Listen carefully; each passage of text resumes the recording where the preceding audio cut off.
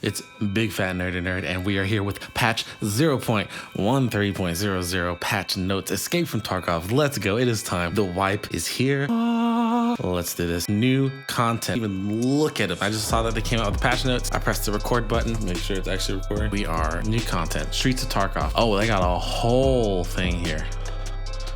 Oh, it's a little bit of stuff. Most of this obviously going to be Streets of Tarkov, but let's get the little lore they got here. Blah, blah, blah. I mean, you guys are going to want to read this yourself. Probably not going to want to listen to me reading it.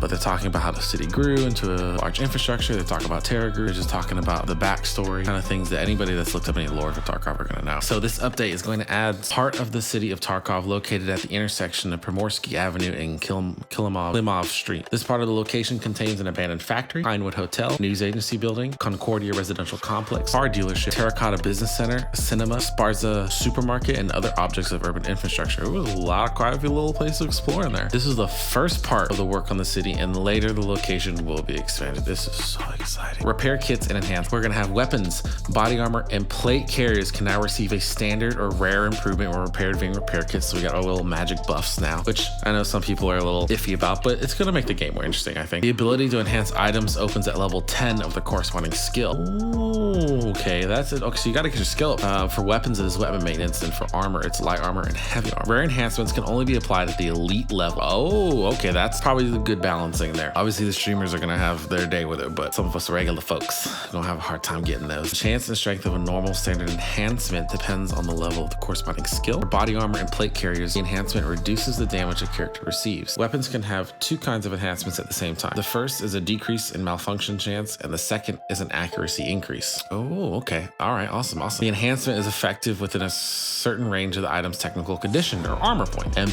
will be removed in case of another repair. So they don't last permanently. You go to repair it again, I guess you're either getting a different enhancement or it's just gonna remove it altogether. The enhancement and its value affect the value of the item. Ooh, it's gonna, okay, the selling price and the insurance and the flea market fee. The intelligence skill now affects the amount of repair points that will be spent on repairs. Okay, so they're getting the skills more use out of those. Now the value of the removed max durability of an item when repairing via repair kits depends on the corresponding skill. For weapons, it is weapon maintenance, and for armor, again, it is light armor and heavy armor. And then for other items of durability, the point will be intelligence. So skills, they added new skills. They added light armor. Skill progression reduces the penalty to mobility, wear of armor when repairing, and damage from melee weapons when struck in the armor. They also added heavy armor, same thing, reduces the penalty to mobility, blunt damage to parts covered by the armor, and the wear of armor when repairing. They also reworked the charisma skill. This skill's progression is going to affect the price of insurance, paid extracts, replacement of operational tasks, price of the scav box, and therapist healing services. Weapons and equipment. We added the GP25, I'm gonna pronounce these so bad. Hoist your 40mm underbarrel grenade launcher for all AK family automatic rifles with a compatible barrel mount. Ooh boy. And we added the M203 40mm underbarrel grenade launcher for all AR-15 rifle family with appropriate barrel length and compatible handguards. Boy, this is gonna get spicy. Added the SR-2M Veresk 9x21 submachine gun with a shrimp upgrade kit, standard issue KP SR2 sight, 20 and 30 round magazine. I can't wait to test that baby out. I was never a big shrimp fan in the game. I always prefer the 5.7. However, the ammo does slap a little, so the submachine gun's probably gonna be good. Of course, it depends on the recoil. Added the Steyr AUG A1 and A3 5.56x4.5 assault rifles with modifications and magazines for 10, 30, and 42 rounds. Ooh, another Glock. The Glock 19X 9x19 with 19, 24, and 31 round magazine. Added the RSH 12.755 assault revolver. That is the 50 cal pistol that I mentioned in my previous video, and you've probably seen in other people's videos. That's gonna be shooting that 12.7x55. That stuff's gonna slap. Co-op PvE expansion. Ooh. Added new settings to the cooperative game mode. No energy and water drain. Oh, that's cool. By checking disable water and energy consumption, the player will not lose energy and hydration over time, except from consuming items. With zero energy and hydration, there will be no exhaustion or dehydration negative effects. That's awesome. Helps us stay in raid long, not have to worry about bringing food and drink in. Also, bot configuration. Option to adjust the amount, including full absence and difficulty of bots from the solo offline mode, is now available in co-op. Yes! Spawn point selection option. Players now have 3 options for selecting the spawn point, all in one place, so all players in a group will appear together in the center of the map. As online, all players in the group will spawn at the edges of the map, each at their own position, or 2 teams. Players in the group will be divided into teams according to the order in which they enter the group and spawned as different teams in 2 different parts of the map. That is cool. Oh, this is awesome. Oh, this right here. I'll take this even if we didn't have streets. That just makes everything really fun. Oh, so much you can do in those private matches. Weather condition options. It is now possible to fine tune the weather. Adjustment options include clouds, fog, rain, and wind. Okay. Time configuration as well, added the ability to set a specific time of day for the raid. When selecting the desired value, the time flow will be stopped and will always correspond to the selected hour. It is also possible to leave the time as it is in an online raid. So we can either stay with what's going on in the online raids, or we can choose a specific hour that we can keep it stuck at. That's pretty cool. Do some night raids with your buddies and the like little PvP, PvE co-op stuff. That is awesome. Oh, I love those. This is the first stage of improving cooperative mode features, and later the functionality will be refined. Some of the planned improvements can already be seen in the interface, such as time flow, health configuration, disabled overload, and others. So I really love that they're full on supporting this PvE cooperative mode, because a while ago, Nikita was saying, I don't really care for it, basically, if I remember correctly from a couple of interviews. And I'm really glad he came around on it, because this is going to be an excellent addition to the game. The hideout. We've added 2 new upgrades for the shooting range. The new levels allow you to set up a variety of shooting targets, including moving targets, and use the training program to improve your shooting accuracy. Bruh, they're killing it. This is gonna be This is fantastic. This is fantastic. Come on, y'all. This is nice. This is some good quality of life shit that they're adding into this. They've also added 5 new stimulants. The Obadobos 2 is a syringe with a homemade drug developed by Sanitar, of course, a new version of the old classic. Looks like Terra Group Labs' experiment did not end with the closure of Terra Group Labs itself. So I'm sure we'll get to figure out what that does when we get into the game. I'm sure it's some crazy stuff that Sanitar and his goons be doing. We also have the SJ12 TG Labs, developed for the operatives of special units, slows down some functions of the body and they temporarily start working energy regeneration. The drug forces the release of vasopressin in the hypothalamus. The drug forces the release of vasopressin in the hypothalamus, which leads to a change in the work of the adrenal glands, lowers body temperature, and increases perception. After the end of the action, there is usually a jump in temperature to 40 to 42 degrees as a compensation for the incorrect functioning of the body systems. Interesting. So this is another one that's going to lower body temperature, but it's going to increase your perception skill. So I feel like this will be used. We'll have to really see what the actual stats are when someone gets one. There's another one here. Perfitorin, blue blood, a blood substitute with the function of oxygen transfer, used as a powerful antidote capable of relieving toxins, poisons, and radiation damage. It was developed by Soviet scientists in the 1980s. It is a submicron emulsion based on PFO compounds. Once in the blood, it temporarily speeds up the metabolism and regenerates tissues. Negatively affects health in case of overdose or rejection. So it sounds like we're getting overdosing.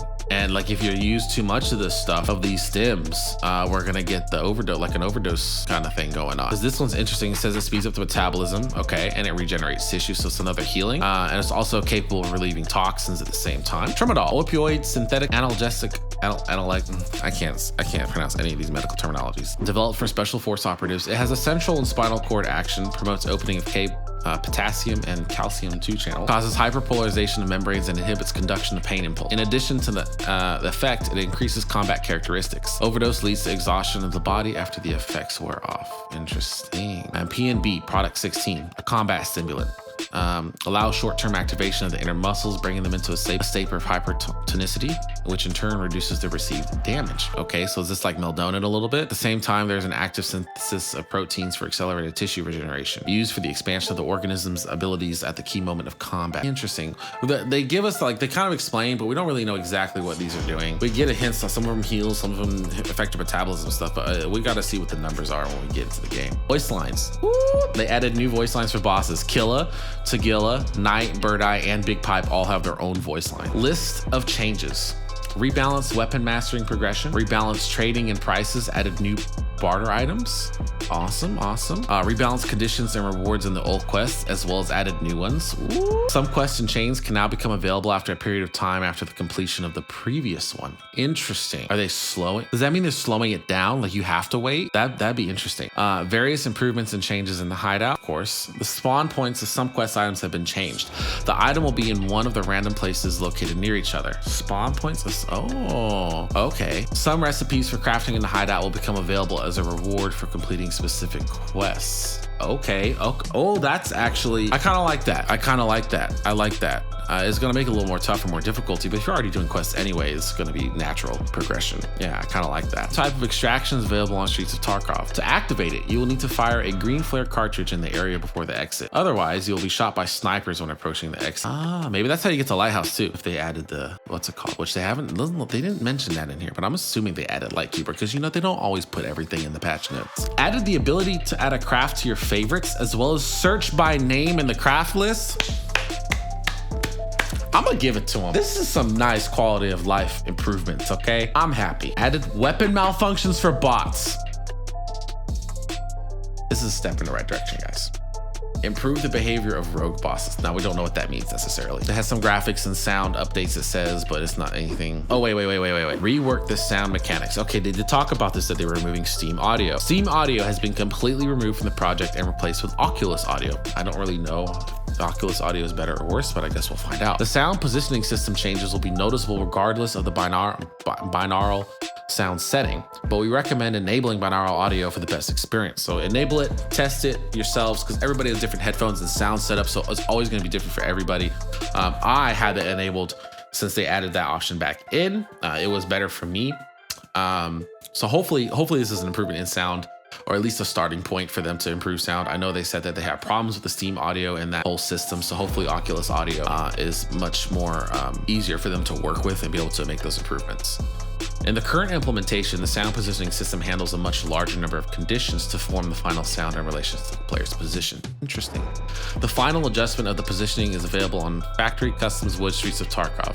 Other locations will have the quality of sound positioning gradually improved in the upcoming updates. So, sounds like Resort and Shorelines are going to be trash still.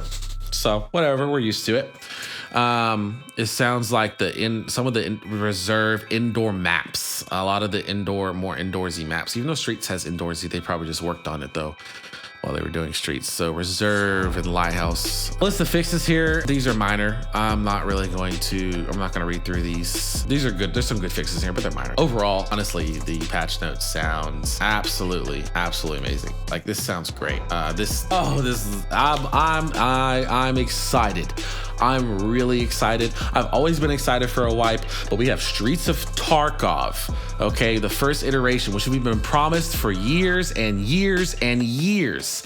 Not only that, they've added some new mechanics with the repair kits and skills, which sound like very interesting. And it sounds like they already have a decent balance with it. And it's not going to be something that's super easy to get these super big enhancements for your armor and weapons. Like you're going to have to work for it and move up in the ranks and levels to get that stuff. And then they've added, of course, new weapons and equipment. That's always fun. But honestly, the Streets of Tarkov and the co-op PvE expansion, are you kidding me? That's odd. Like that is so, I had so much fun in just being able to play with my buddies offline and just mess around. And now we can mess around and we can select different kinds of spawns. We can put lots of AI co-op and probably crash the game. We can put none and just have PvP. You can spawn in 2 different teams. Like they're making, the esports stuff is going to be coming out with this. Like, y'all, it's gaming time. Let's get to it.